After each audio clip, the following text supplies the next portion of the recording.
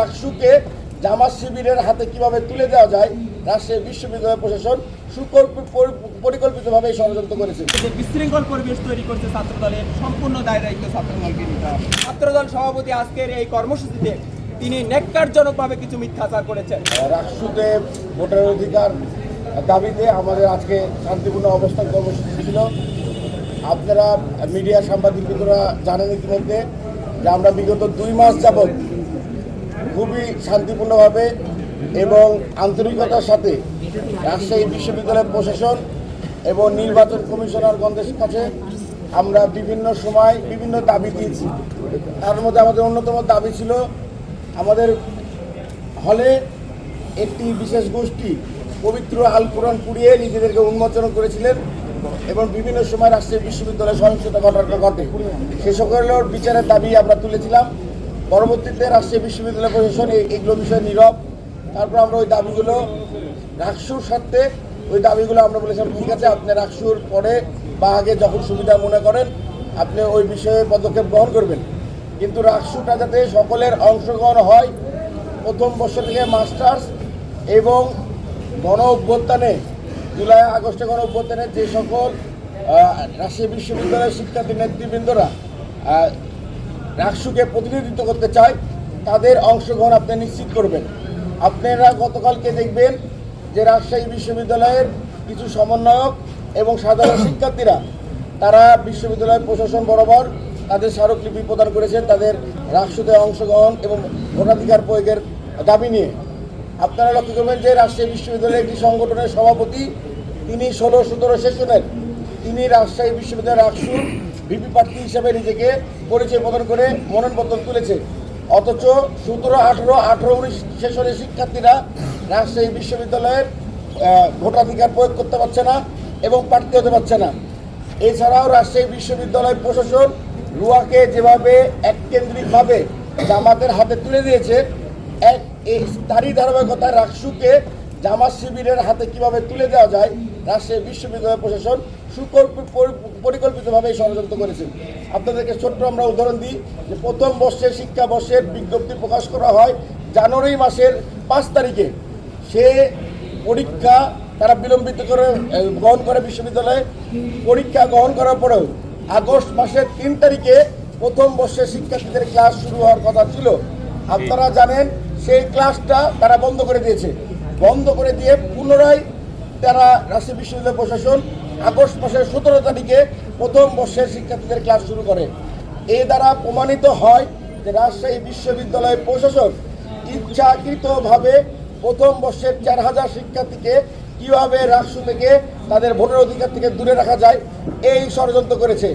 আমরা বাংলাদেশ জাতীয়তাবাদী ছাত্রদল বিশ্বাস করি যে এই প্রথম বর্ষের শিক্ষার্থীরা তারা আমাদেরকে ভোট প্রদান করবে রাকসুকে এবং বাংলাদেশপন্থী যে সকল সক্রিয় রাজনৈতিক সংগঠন শিক্ষার্থীরা রয়েছে তাদের পক্ষে থাকবে ভেবে রাজশাহী বিশ্ববিদ্যালয় প্রশাসন একটি বিশেষ গোষ্ঠীর নির্দেশক্রমে এই প্রথম বর্ষের শিক্ষার্থীদেরকে তাদের ভোটার অধিকার থেকে বঞ্চিত করা হয়েছে। আপনারা জানেন রাজশাহী বিশ্ববিদ্যালয়ে আমাদের হিন্দু শিক্ষার্থী ভাই বোনরা রয়েছে 2800 থেকে 3000 মতন শিক্ষার্থী হিন্দু শিক্ষার্থীরা এখানে রয়েছে। তাদেরকে কিভাবে রাকসু থেকে বিতাড়িত করা যায়, রাকসুর ভোটে অংশগ্রহণ না করা যায় এই জন্য পরিকল্পিতভাবে দুর্গাপূজা ষষ্ঠীর দিনে তারা নির্বাচনের আয়োজন করেছিল। পরবর্তীতে ছাত্র দলের প্রতিবাদের কারণে এবং দেশব্যাপী সমালোচনার কারণে সেই ডেটটা পিছিয়ে 25 তারিখে করা হয়। 25 তারিখ হলো বৃহস্পতিবার, শুক্রবার, শনিবার ক্যাম্পাস বন্ধ। এই রাজশাহী বিশ্ববিদ্যালয়ের হিন্দু শিক্ষার্থী ভাইরা যাতে তারা তাদেরকে ভোট দিবেন একটা বিশেষ গোষ্ঠীকে, তারা ছাত্রদলে হয়তো বা ভোটার হবে এই আশঙ্কা থেকে হিন্দু ভাইদেরকে কীভাবে ভোট থেকে দূরে রাখা যায় এই পরিকল্পনা করেছে। আপনারা লক্ষ্য করে দেবেন যে আজকে 31 তারিখ মনোনয়নপত্র জমা দেওয়ার শেষ ডেট, অথচ বৃহস্পতিবার, শুক্রবার, শনিবার 3 দিন গেছে তারা ফর্ম বিতরণ করেনি, ব্যাংক বন্ধ, যাতে এই রাকসু নির্বাচনে মনোনয়নপত্র যাতে সকল শিক্ষার্থীরা স্বতঃস্ফূর্তভাবে গ্রহণ করতে না পারে। আমরা এই যারা আশঙ্কা করেছি তারা বিশ্ববিদ্যালয় প্রশাসন কিভাবে রাকসুকে একপেক্ষিকভাবে জামাত শিবিরের হাতে তুলে দেওয়া যায় তার সম্পূর্ণ পরিকল্পনা আজকে বিশ্ববিদ্যালয় প্রশাসন করেছে। আমরা মনে করি যে ছাত্রদল এবং অপরাপর সংগঠন বা প্রথম বর্ষের শিক্ষার্থীদের যে দাবি আছে আমরা যারা এটার সঙ্গে একমত আমরা কিন্তু চাইলে এক টেবিলে বসেও আমরা এই আন্দোলন করতে পারি, কিন্তু সেটি হইতে হবে আমি বলছি যে অত্যন্ত গঠনতান্ত্রিক, শান্তিপ্রিয় এবং নিয়মতান্ত্রিক আন্দোলন। কোনোভাবে এখানে আজকে যে বিশৃঙ্খল পরিবেশ তৈরি করছে ছাত্রদলের সম্পূর্ণ দায়-দায়িত্ব ছাত্রদলকে নিতে হবে। আমরা এরপরে যেতে বলতে চাই যে আমাদের দ্বিতীয় যে বিষয়টি ছিল যে ভোটার তালিকায় প্রচুর পরিমাণে অসঙ্গতি খেয়াল করছেন আপনারা। আমরা এখানে দেখতে পাচ্ছি যে বিশ্ববিদ্যালয়ের অধ্যাদেশ 1973-এর আলোকে 4 বছরের মাস্টার সর্বোচ্চ 6 বছর, 4 বছরের অনার্স সর্বোচ্চ 6 বছর, 2 বছরের 1 বছরের মাস্টার সর্বোচ্চ 2 বছর, অর্থাৎ একজন শিক্ষার্থীকে 8 বছরের মধ্যেই তার শিক্ষা জীবন কিন্তু শেষ করতে হবে। কিন্তু আমরা ভোটার তালিকায় অনেকের নাম দেখতে পেলাম যারা 8-10 বছর হয়ে গেছে একাডেমিক ইয়ার, তারা কোনোভাবে এই আইনের আলোকে আর লিগালি বিশ্ববিদ্যালয়ে শিক্ষার্থী হইতে পারে না।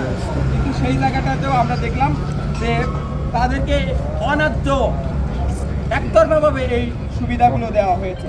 আমরা মনে করি এই ভোটার তালিকা সংশোধন করা উচিত এবং সংশোধন করে ছবিযুক্ত ভোটার তালিকা প্রকাশ করা উচিত। আমার মনে হয় যে এটি 1 সপ্তাহের বেশি সময় লাগার কথা নয়। এরপর আমরা দ্বিতীয়ত যে বিষয়টি বলছি যে লেভেল প্লেইং ফিল্ড তৈরি করা। সম্মানিত সাংবাদিক বন্ধুগণ, আপনারা শুরু থেকেই খেয়াল করে দেখবেন রাজশাহী বিশ্ববিদ্যালয়ের অপর সকল সংগঠনের মতামতকে, ঐক্যবদ্ধ মতামতকে বৃদ্ধাঙ্গুলি দেখিয়ে একটিমাত্র ছাত্র সংগঠনের তাদের চাওয়া পাওয়াকে প্রাধান্য দিয়েছে সবসময় এই বিশ্ববিদ্যালয় প্রশাসন এবং এই নির্বাচন কমিশন, যার ফলশ্রুতিতে তাদের একপাক্ষিক চাওয়া পাওয়ার আলোকে বারবার তারা নির্বাচনের যে শিডিউল সেটি রিশিডিউল করেছে, বারবার নির্বাচনের তারিখ পরিবর্তন করেছে।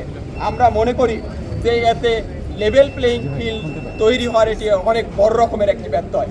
এবং একই সঙ্গে আপনারা খেয়াল করে থাকবেন এই নির্বাচন পরিচালনার সাথে সংশ্লিষ্ট যারা রিটার্নিং অফিসার হিসেবে দায়িত্ব পালন করবেন, পোলিং অফিসার হিসেবে দায়িত্ব পালন করবেন, তাদের দলীয় পরিচয় যেটি থাকুক না কেন, দলীয় মতাদর্শ যেটি থাকুক না কেন, তারা নির্বাচন পরিচালনার মধ্যে একটি গুরুত্বপূর্ণ দায়িত্ব গ্রহণ করার পর তাদের উচিত ছিল স্বাধীনভাবে কাজ করার। কিন্তু আমরা অধিকাংশ প্রভোস্টকে দেখেছি যে তারা এখানে দলীয় পারপাস সার্ভ করতেছেন। তারা এখানে আমরা খেয়াল করছি যে ড্রপ আউট ছাত্রদেরকে এখানে ছাত্রত্ব ফিরিয়ে দেওয়া হয়েছে। এরপর ইমপ্রুভমেন্টের নামে আবার সেকেন্ড মাস্টার দেওয়ার সুযোগ করেছে পদ্মার আড়ালে। এভাবে একটি সংগঠনের, আমি স্পষ্টভাবে বলতে চাইলে ছাত্রদলের 4 জন শীর্ষ নেতাকে এইভাবে ছাত্রত্ব দেওয়া হয়েছে, যেটি বিশ্ববিদ্যালয়ের 1973-এর অ্যাক্টের আলোকে আমাদের একাডেমিক যে নিয়ম নীতিমালা এটি সম্পূর্ণ লঙ্ঘন করেছে বলে আমরা মনে করি। নামগুলো আমরা জানতে চাই, প্রশ্নে পরে আসতেছি, আমি শেষ করি।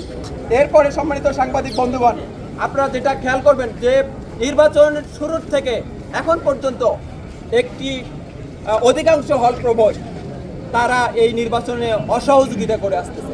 তাদের যে রুটিন ওয়ার্ক, সেই রুটিন ওয়ার্ক তারা যথাযথভাবে পালন করতেছে। আমরা মনে করি এটির মাধ্যমে একটি বিশেষ দলকে তারা সুযোগ সুবিধা দিচ্ছে এবং সেই বিশেষ দলের আলটিমেট যে লক্ষ্য, যে নির্বাচনকে মানে বানচালের ষড়যন্ত্র, সেই ষড়যন্ত্রের অংশ হিসাবে তারা কাজ করতেছে। এর ফলে আমরা মনে করি নির্বাচন কমিশন এবং নির্বাচনের অধিকাংশ রিটার্নিং অফিসার, পোলিং অফিসার ইতিমধ্যে তারা নিরপেক্ষতা হারিয়েছে। আমরা মনে করি তাদের নিরপেক্ষভাবে স্বাধীনভাবে কাজ করা উচিত। তাছাড়া এটি লেভেল প্লেইং ফিল্ড তৈরির বড় রকমের একটি ব্যত্যয় হিসাবে কাজ করবে। এরপর আমরা যদি বলি যে নির্বাচন আচরণবিধি যেটা প্রকাশ করা হয়েছে, আমরা কিন্তু অনেক দলকে দেখতেছি যে তারা নির্বাচন আচরণবিধি লঙ্ঘন করতেছে। আমরা মনে করি এই বিষয়ে বিশ্ববিদ্যালয় প্রশাসন এবং নির্বাচন কমিশনের আরও বেশি দায়িত্বশীল ভূমিকা রাখা উচিত। সর্বশেষ, ছাত্রদল সভাপতি আজকের এই কর্মসূচিতে তিনি ন্যাক্কারজনকভাবে কিছু মিথ্যাচার করেছেন। তিনি তার ফেসবুক প্রোফাইল এবং তার নেতাকর্মীরা মানে বারে বারে মিথ্যা প্রোপাগান্ডা ছড়িয়েছেন বিভিন্ন সামাজিক সোশ্যাল মাধ্যমে এবং নিজেদের ফেসবুক আইডিতে, যে শিক্ষার্থীদের সাথে, ছাত্র শিবিরের সাথে ছাত্রদলের সংঘর্ষ। আমরা বলতে চাই আজকে সকল ক্যামেরার উপস্থিতিতে আজকে এখানে কারা সকাল থেকে আন্দোলনে ছিল এই ফেসগুলো কিন্তু সবার স্পষ্ট। এখানে ছাত্র শিবিরের কিছু নেতাকর্মী যেমন ছিল, একই সঙ্গে অপর বিভিন্ন রাজনৈতিক সংগঠনের নেতাকর্মীদের অংশগ্রহণ ছিল, বিভিন্ন সামাজিক সাংস্কৃতিক অধিকার ভিত্তিক ক্লাবের অধিকার ভিত্তিক সংগঠনের নেতাকর্মীদের অংশগ্রহণ ছিল এবং একই সঙ্গে যারা ব্যক্তিগতভাবে ক্যাম্পাসে অ্যাক্টিভিজম করে, যারা স্বতন্ত্র প্রার্থী হিসাবে এখানে মনোনয়নপত্র উত্তোলন করেছেন বা উত্তোলন করতে এসেছিলেন, তারা কিন্তু ছিল। এই যে পুরাতন ট্যাগের রাজনীতির যে ফিরে নিয়ে আসার চক্রান্ত করতেছে ছাত্রদল। সেই শিক্ষার্থীদের যাদের ফেস সম্পর্কে প্রত্যেকটি সাধারণ শিক্ষার্থীরা অবগত, সাংবাদিকরা অবগত, তাদেরকে শিবির ট্যাগ দিয়ে একটি ফ্রেমিং করে আবারও পুরানা কায়দায় সেই রাজনীতি করতে চায়। আমরা বলতে চাই যে কুয়েটের যে ঘটনা ঘটিয়েছে ছাত্রদল, সারা দেশে প্রত্যেকটি শিক্ষা প্রতিষ্ঠানে একের পর এক যে ঘটনা ছাত্রদল ঘটিয়েছে, আজকে রাজশাহী বিশ্ববিদ্যালয়ে একই কায়দায় সেই বিশৃঙ্খলা তৈরি করার তারা চেষ্টা করেছে এবং মিথ্যা প্রপাগান্ডা ছড়ানোর চেষ্টা করেছে এবং শিক্ষার্থীদের শিবির বলে মানে ট্যাগিং করার চেষ্টা করেছে। আমরা এটারও তীব্র নিন্দা এবং প্রতিবাদ জানাই। ওয়ালটন এখন দেশের সীমানা পেরিয়ে পৌঁছে গিয়েছে 50টিরও বেশি দেশে। ওয়ালটন, ঘরে ঘরে